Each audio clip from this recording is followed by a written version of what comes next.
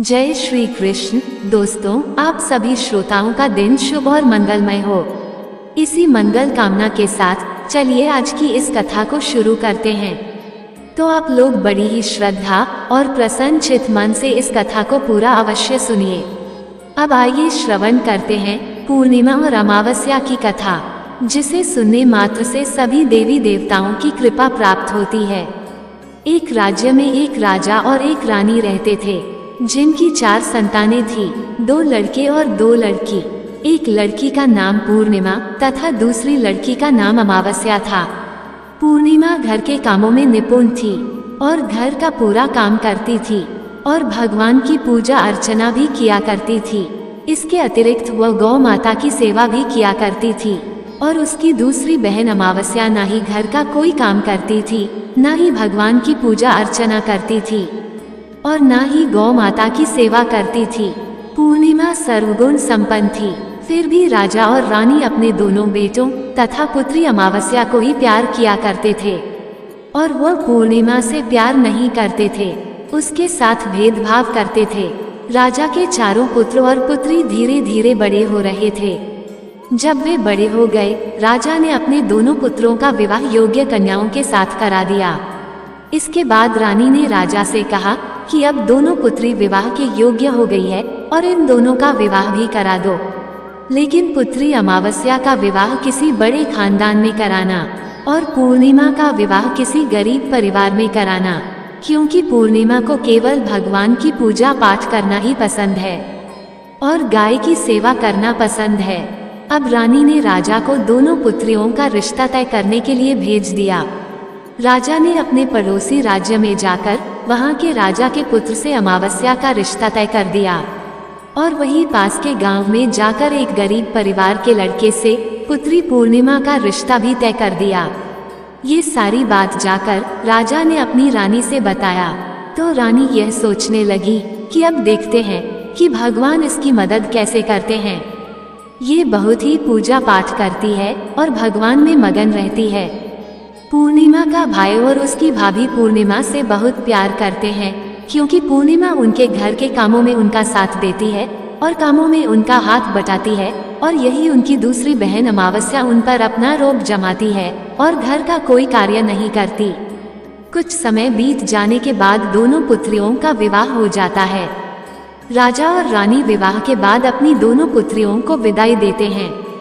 विदाई देते समय राजा और रानी पुत्री अमावस्या को बहुत सारा धन और दौलत देकर विदा करते हैं और पूर्णिमा को भी कुछ भी नहीं देते, खाली हाथ अपने घर से विदा करते हैं। इसके बाद दोनों बहनें अपने अपने ससुराल को चली जाती है। कुछ दिन बीत जाते हैं और एक दिन अमावस्या अपने घर पर शिव जी की कथा रखती है, जिसमें वह सभी गांव वाले को निमंत्रण देती है और अपनी बहन पूर्णिमा को नहीं बुलाती। जब गांव की सभी औरतें अमावस्या के यहाँ जाती है, तो ये सब दृश्य पूर्णिमा अपने घर के दरवाजे के बाहर बैठकर देख रही होती है। तब वहां से गुजर रही औरतें पूर्णिमा से कहती हैं कि तुम्हारी बहन के यहाँ शिव जी की कथा रखी है, क्या तुम नहीं चलोगी? पूर्णिमा ने कहा, मुझे निमंत्रण नहीं आया है, मैं नहीं जा सकती। सभी गांव की औरतों ने पूर्णिमा से कहा, बुलाया नहीं तो क्या हुआ, भगवान शिव की कथा है, तुम हमारे साथ चलो। गांव की सभी औरतों की बात मानकर पूर्णिमा भी उनके साथ भगवान शिव की कथा में अमावस्या के घर चली जाती है। जब अमावस्या की नज़र पूर्णिमा पर पड़ती है, तो वह कहती है कि तुम यहाँ कैसे चली आई, मैंने तो तुम्हें बुलाया नहीं था। खैर कोई बात नहीं, अब तुम आ ही गई हो तो चुपचाप बैठी रहना। और यह कहते हुए अमावस्या ने पूर्णिमा की गरीबी का भी मजाक उड़ाया। पूर्णिमा की आंखों में आंसू आ गए और रोते रोते मन ही मन में पूर्णिमा भगवान शिव से विनती करती है, हे भगवान, क्या पूजा पाठ करना गलत है? गौ माता की सेवा करना गलत है? आखिर मेरी गलती क्या है? आप मुझ पर अपनी कृपा दृष्टि कब बनाएंगे? पूर्णिमा बार बार भगवान शिव से यही कहती रहती। इतने में शिव कथा पूरी हो जाती है और अमावस्या भगवान का प्रसाद बांटने लगती है। वह सभी लोगों को प्रसाद देती है, लेकिन पूर्णिमा को वह प्रसाद नहीं देती। पूर्णिमा बिना प्रसाद के ही अपने घर लौट जाती है। रास्ते में वह ये सोचते हुए चलती है कि यदि बच्चे उससे कथा का प्रसाद मांगेंगे तो वह उन्हें क्या जवाब देगी। उसने सोचा था कि वह अपने मायके, अपने भाई और भाभी के यहाँ जाएगी और वहाँ से जाते हुए बच्चों के लिए कुछ लेकर जाएगी। ऐसा सोचते हुए वह अपने घर वापस लौट आई। घर वापस लौट कर आने के बाद वह अपने पति और बच्चों से कहती है कि वह अपने मायके जा रही है। पति ने कहा ठीक है, और कुछ समय के बाद पूर्णिमा अपने मायके के लिए रवाना हो गई। चलते चलते रास्ते में एक चबूतरा आया जिस पर तुलसी का पौधा लगा था। उस चबूतरे पर एक बूढ़ी अम्मा बैठी हुई थी। वह कोई और नहीं, साक्षात तुलसी माँ थी। उस बूढ़ी माता ने पूर्णिमा से कहा, बिटिया तुम कौन हो और कहाँ जा रही हो। पूर्णिमा अपना परिचय देती है। परिचय देने के बाद बूढ़ी औरत ने पूर्णिमा से कहा कि यहाँ तुलसी का पौधा सूख रहा है, इसमें थोड़ा सा पानी डाल दो और इस चबूतरे की साफ सफाई कर दो, जिससे मुझे थोड़ी ठंडक मिलेगी। पूर्णिमा ने कहा कि ठीक है माँ, मैं तुलसी में पानी डाल देती हूँ और यहाँ की साफ सफाई भी कर देती हूँ। पूर्णिमा ने साफ सफाई करने के बाद बूढ़ी अम्मा को भी नहला दिया और बूढ़ी अम्मा की भी सेवा की। उनके पैर दबाए और बूढ़ी अम्मा से कहा कि माँ जी और बताइए मैं आपकी क्या सेवा करूँ, और कोई काम है तो बता दीजिए, मैं कर दूंगी। बूढ़ी अम्मा ने कहा कुछ नहीं, अब तुम जाओ और वापस आते समय मुझसे मिलते हुए जाना। पूर्णिमा ने बूढ़ी अम्मा से कहा ठीक है अम्मा जी, मैं जाती हूँ, वापस आते वक्त आपसे मिलते हुए जाऊंगी। कुछ समय आगे चलने के बाद एक शिव मंदिर आया। वहाँ पर उसे एक बूढ़े बाबा मिले जो मंदिर के बाहर बैठे हुए थे। वह कोई और नहीं, साक्षात भोलेनाथ थे। उन्होंने पूर्णिमा से कहा कि कहाँ जा रही हो बेटी, तुम कौन हो। तब पूर्णिमा ने अपना परिचय दिया। फिर उस बूढ़े बाबा ने पूर्णिमा से कहा इस चबूतरे की और इस मंदिर की सफाई कर दो। तब पूर्णिमा ने मंदिर की और चबूतरे की साफ सफाई कर दी और वहाँ पर पूजा पाठ अर्चना भी की। और साफ सफाई पूजा अर्चना करने के बाद उन्होंने बूढ़े बाबा को भी नहला दिया और उनसे कहा कि बाबा और कोई काम हो तो बताइए। तब बूढ़े बाबा ने कहा नहीं बेटी, अब तुम जाओ और वापस आते वक्त मुझसे मिलते हुए जाना। पूर्णिमा ने कहा ठीक है बाबा, मैं जाती हूँ, वापस आते हुए आपसे मिलती हूँ। आगे चलते चलते कुछ दूर चलने के बाद पूर्णिमा को एक काली जी का मंदिर दिखा। वहाँ भी एक बूढ़ी अम्मा चबूतरे पर बैठी हुई थी। उस बूढ़ी औरत ने भी पूर्णिमा से कहा कि बेटी तुम कौन हो, कहाँ जा रही हो। तब पूर्णिमा ने उस बूढ़ी औरत को भी अपना परिचय दिया। बूढ़ी औरत ने पूर्णिमा से कहा कि यहाँ पर सभी पूजा पाठ करने के लिए आते हैं, लेकिन मंदिर की साफ सफाई करने के लिए कोई नहीं आता, इसलिए तुम मंदिर की और चबूतरे की साफ सफाई कर दो। पूर्णिमा ने कहा ठीक है माता जी, और पूर्णिमा मंदिर की और चबूतरे की साफ सफाई कर देती है और पूजा पाठ भी करती है और माता जी का श्रृंगार कर देती है और उस बूढ़ी अम्मा को भी नहला देती है और बूढ़ी अम्मा के पैर दबाती है और कहती है कि सभी काम हो गया है माँ जी, और कोई काम हो तो बताए। बूढ़ी अम्मा कहती है कि नहीं बेटी, अब तुम जाओ, लेकिन वापस आते वक्त मुझसे मिलते हुए जाना। पूर्णिमा कहती है ठीक है, और वह आगे चली जाती है। आगे चलते चलते एक नदी आती है। वहाँ पर भी एक बूढ़ी अम्मा बैठी रहती है और वह कहती है कि बेटी तुम कौन हो और कहाँ से आई हो। उसे भी पूर्णिमा अपना परिचय देती है। बूढ़ी औरत पूर्णिमा से कहती है कि नदी पर स्नान करने तो यहाँ पर सब आते हैं, लेकिन यहाँ की साफ सफाई कोई नहीं करता, इसलिए तुम इस किनारे पर साफ सफाई कर दो। पूर्णिमा कहती है ठीक है माँ जी, और वहाँ की साफ सफाई कर देती है और उस बूढ़ी अम्मा के पैर दबाती है और कहती है माँ जी, और कोई काम हो तो बताइए। बूढ़ी औरत कहती है कि कुछ नहीं बेटी, तुम जाओ, लेकिन वापस आते वक्त मुझसे मिलते हुए जाना। और वह नाव में बैठकर नदी के दूसरे किनारे पहुँच जाती है और वहाँ अपने मायके के घर पहुँच जाती है। वहाँ पर पूर्णिमा के भाई और भाभी उसे देखकर बहुत खुश हो जाते हैं और वे पूर्णिमा की बहुत खातिरदारी करते हैं। और उससे बहुत सारी बातें करते हैं और कहते हैं कि बच्चों को भी साथ में लेकर आती तो बहुत अच्छा होता। अब कुछ समय के बाद पूर्णिमा ने वापस अपने ससुराल जाने को कहा तो उसकी भाभी ने उसके लिए एक साड़ी दी और थैलों में बच्चों के लिए कपड़े और खाने पीने की कुछ चीजें रख दी और कहा कि तुम बहुत दिनों के बाद आती हो। और पूर्णिमा की भाभी ने ये थैला पूर्णिमा के हाथ में दे दिया और कहा कि जाओ और जल्दी वापस आना। इसके बाद पूर्णिमा वहां से अपने ससुराल के लिए रवाना हो गई और उसी की नदी के किनारे पहुंची और नाव में बैठकर दूसरे किनारे पर उतर गई। वहां पर उतरने के बाद उसे वही बूढ़ी अम्मा मिली जो साक्षात गंगा मैया थी। उस बूढ़ी अम्मा ने पूर्णिमा को एक थैला दिया और कहा कि इसे तुम अपने घर जाकर ही खोलना। अब पूर्णिमा के पास बहुत थैला हो गए थे। उन्हें लेकर पूर्णिमा वहां से रवाना हुई। आगे कुछ दूर चलने पर काली माँ का मंदिर आया। वहां पर काली माँ बूढ़ी माँ के रूप में विराजमान थी। उसने कहा, आ गई बेटी पूर्णिमा। पूर्णिमा ने कहा, हाँ माँ जी, मैं आ गई। तो काली माँ ने उसे एक थैला दिया और कहा, तुम ये थैला अपने घर जाकर खोलना। अब पूर्णिमा के पास 3 थैले हो गए थे। तीनों थैली लेकर पूर्णिमा आगे बढ़ी। कुछ दूर जाने पर शिव जी का मंदिर आया, जहाँ बूढ़े बाबा के रूप में शिव जी स्वयं विराजमान थे। बूढ़े बाबा ने कहा, पूर्णिमा तुम वापस आ गई। पूर्णिमा ने कहा, हाँ बाबा, मैं वापस आ गई। बूढ़े बाबा ने भी पूर्णिमा को एक थैला दिया और कहा कि यह थैला तुम घर जाकर ही खोलना। पूर्णिमा ने कहा, ठीक है बाबा। अब पूर्णिमा के पास 4 थैले हो गए थे। अब पूर्णिमा 4 थैले अब कैसे ले जाती?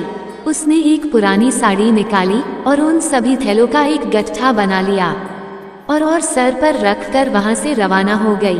कुछ दूर जाने के बाद उसे तुलसी माँ बूढ़ी औरत के रूप में मिलती है और कहती है, पूर्णिमा तुम आ गई। पूर्णिमा कहती है, हाँ माँ जी, मैं आ गई। वह बूढ़ी औरत भी उसे एक थैला देती है और कहती है कि यह थैला तू अपने घर जाकर ही खोलना। पूर्णिमा कहती है, ठीक है माँ जी। अब पूर्णिमा के पास 5 थैले हो गए थे। पूर्णिमा वहां से रवाना हुई तो वापस अपने घर पहुंच गई। पूर्णिमा ने बच्चे को नीचे रखा और सबसे पहले अपने मायके का थैला खोलकर देखने लगी। उसमें बच्चों के लिए अच्छे अच्छे कपड़े और खाने पीने की चीजें थी और उसमें कुछ गहने भी थे। पूर्णिमा ने कपड़े अपने बच्चों को दे दिए और खाने पीने की चीजें भी बच्चों को दे दी। बच्चे ये सब पाकर बहुत खुश थे। अब पूर्णिमा ने दूसरा थैला खोला जो उसे गंगा मैया ने दिया था। उसमें ढेर सारे हीरे जवाहरात, सोना चांदी आदि था। इसके बाद अब पूर्णिमा ने तीसरा थैला खोला जो उसे काली माँ ने दिया था। उसमें बहुत सारा सोना श्रृंगार का सामान भरा हुआ था। इसके बाद पूर्णिमा ने चौथा थैला खोला जो उसे भगवान शिव ने दिया हुआ था। उसमें बहुत सारा धन संपत्ति भरा हुआ था और बहुत सारी खुशियां भरी हुई थी। इसके बाद अब पूर्णिमा ने 5वां थैला खोला जो उसे तुलसी माँ ने दिया था। उसमें चावल, दाल और 7 प्रकार की खाने की चीजों से भरा हुआ था। अब पूर्णिमा के घर में किसी भी चीज की कमी नहीं थी। उसका घर धन धान्य से भरा हुआ था और परिपूर्ण था। अब पूर्णिमा और उसका परिवार सुख में जीवन व्यतीत करने लगा। अब पूर्णिमा के मन में विचार आया कि क्यों ना शिव जी की कथा कराई जाए और शिव जी की कथा में एक कार्यक्रम रखा। पूर्णिमा ने गांव के सभी लोगों को निमंत्रण दिया और घर घर जाकर सभी लोगों को बुलाया। पूर्णिमा अपनी बहन अमावस्या के घर भी गई और अमावस्या को भी शिव जी की कथा के लिए उसने अपने घर पर बुलाया। जब अमावस्या पूर्णिमा के घर शिव जी की कथा में आई तो उसने देखा कि पूर्णिमा के घर में किसी भी चीज की कोई कमी नहीं है। इतना सारा धन दौलत देखकर अमावस्या आश्चर्यचकित हो गई। उसने पूर्णिमा से कहा कि तुम्हारे घर में इतनी धन और दौलत कहाँ से आई? पूर्णिमा ने कहा, देखो बहन, तुमने शिव जी की कथा में मुझे नहीं बुलाया था, फिर भी मैं चली आई और तुमने मुझे प्रसाद तक नहीं दिया और मेरी गरीबी का मजाक भी उड़ाया। उसके बाद मैं अपने घर आ गई और घर आते हुए मन ही मन में सोच रही थी कि अपने मायके जाऊंगी और मैं अपने मायके चली गई। और जो कुछ घटना इस बीच हुई वह सभी घटना अपनी बहन अमावस्या को बताती है। तो अमावस्या कहती है कि तुम भी मुझे प्रसाद मत दो और मुझे डांट लो, लेकिन पूर्णिमा ने कहा कि यह तो भगवान का प्रसाद है, मैं तो सबको दूंगी और तुम्हें भी दूंगी। फिर भी अमावस्या ने प्रसाद नहीं लिया और वह सीधे अपने घर चली गई। घर जाकर अपने बच्चों से कहकर वह अपने मायके जाने के लिए तैयार हो गई और मायके के लिए निकल गई। उसे भी रास्ते में चलते चलते तुलसी माँ मिली, जो चबूतरे पर बूढ़ी माँ के रूप में बैठी हुई थी। बूढ़ी माँ ने अमावस्या से कहा कि बेटी कौन हो तुम और कहाँ जा रही है। अमावस्या ने अपना परिचय दिया। बूढ़ी माँ ने कहा, बेटी ये तुलसी का पौधा सूख रहा है, इसमें थोड़ा सा पानी डाल दो और इस चबूतरे की साफ सफाई कर दो। इस पर अमावस्या ने कहा, बुढ़िया तुझे दिखाई नहीं दे रहा कि मैंने इतनी महंगी साड़ी पहन रखी है, ये गंदी हो जाएगी। ऐसा कहकर वो वहाँ से आगे चली गई। आगे जाने पर उसे भगवान शिव मिले, जिन्हें भी उसने ऐसा ही कहा। उसके बाद आगे जाने पर उसे काली माँ मिली, जिनसे भी उसने यही सारी बातें कही। आगे जाने पर उसे गंगा माँ मिली, जिसे भी उसने यही सब कहा और आगे चली गई। इसके बाद अमावस्या जब नाव में बैठने लगी तो उस नाव में फूलों की जगह कांटे भरे थे, जो उसके पैरों में चुभ रहे थे। किनारे पर उतरकर वह अपने मायके चली गई। तब वहाँ उसे उसकी भाभियों ने तथा भाइयों ने देखा तो मन ही मन में कहने लगे कि काम की नाक आज की, ढाई मन अनाज की। अब ही गई हो तो ठीक है, पूर्णिमा तो हमारे कामों में हाथ बटाती थी, यह कोई काम करेगी तो नहीं। अब उन्होंने खाना बनाया और खा पीकर सभी सो गए। अमावस्या जब सुबह उठी और अपनी भाभियों से कहा कि मैं अपने ससुराल जा रही हूँ। उन्होंने कहा कि ठीक है जाओ। अमावस्या बोली, पूर्णिमा को तो तुमने एक थैला दिया था और मुझे कुछ नहीं दोगे क्या? भाई और भाभी ने कहा कि तुम घर जाओ, थैले तुम्हारे घर पहुंच जाएगा। फिर अमावस्या वहां से निकल गई और नदी के किनारे पर पहुंची। वहां गंगा मैया बूढ़ी औरत का रूप धारण करके बैठी हुई थी। बूढ़ी माँ ने कहा, आ गई बेटी? तो उसने कहा, हाँ मैं आ गई। अमावस्या ने कहा, तुमने पूर्णिमा को एक थैला दिया था और मुझे नहीं दोगी क्या? बूढ़ी अम्मा ने कहा, तुम घर जाओ, थैले तुम्हारे घर पहुंच जाएगा। इसके बाद आगे जाने पर उसे काली मैया मिली, जिसने भी अमावस्या को यही कहा। इसके बाद आगे जाने पर उसे शिव भगवान मिले, जिन्होंने भी अमावस्या से यही कहा। इसके बाद आगे जाने पर उसे तुलसी माँ मिली और उसने भी अमावस्या से यही कहा, तुम घर जाओ, थैले तुम्हारे घर पहुंच जाएगा। अमावस्या अपने घर पहुंच गई है। आंगन में देखा तो वहां पर 5 थैले पड़े हुए थे। अमावस्या ने मन ही मन सोचा कि अब तो मेरे पास बहुत सारी धन और दौलत आ जाएगी। जल्दी जल्दी उसने सभी थैले को खोला। किसी में मिट्टी थे तो किसी में पत्थर, किसी में कंकर और किसी में कोयला। उसे मायके से भी कुछ नहीं मिला था। इन थैले में कुछ भी नहीं था। अमावस्या दौड़ती हुई पूर्णिमा के घर गई और कहती है कि तुम्हें तो इतना सब कुछ मिला, मुझे तो कुछ नहीं मिला, आखिर क्यों? तो पूर्णिमा कहती है कि जब मैं अपने मायके जाती हूँ तो अपनी भाभियों के साथ उनके कामों में हाथ बटाती हूँ, उनके साथ मिलकर काम करती हूँ, लेकिन तुम ऐसा कुछ नहीं करती, उनकी इज्जत भी नहीं करती, इसलिए वह तुम्हें भला क्या देंगे? इसके बाद तुमने गंगा मैया को ठुकरा दिया और काली माँ को भी ठुकरा दिया और भगवान शिव को भी तुमने ठुकरा दिया, इसलिए उन्होंने भी तुम्हें कुछ नहीं दिया। अमावस्या कहती है कि बहन तुम मुझे माफ कर दो, मैंने तुम पर हमेशा अत्याचार किया है, मुझे कुछ नहीं मिला तो कोई बात नहीं, मैं भी भगवान की भक्ति करूंगी और सब कुछ प्राप्त कर लूंगी, मुझे इन सब चीजों का रहस्य बताओ। तो पूर्णिमा ने कहा कि तुम 3 सूत्र का ज्ञान ले लो और उसकी कथा करना। पहले सूत्र में दया मानना और दूसरे सूत्र में कथा मानना और तीसरे सूत्र में 108 बार ओम नमः शिवाय का जाप करना। बहन भगवान ने ये सूत्र दिए हैं, इनको अपने हृदय में बसा लेना। मैंने भी ये 3 सूत्र अपने जीवन में अपनाए थे और सच्चे मन से भगवान की भक्ति पूजा पाठ की थी फिर भगवान ने मुझे ये सब कुछ दिया और तुम्हारे पास जो कुछ भी था सब खत्म हो गया। इसके बाद अमावस्या अपने घर गई और भगवान की पूजा पाठ करने लगी।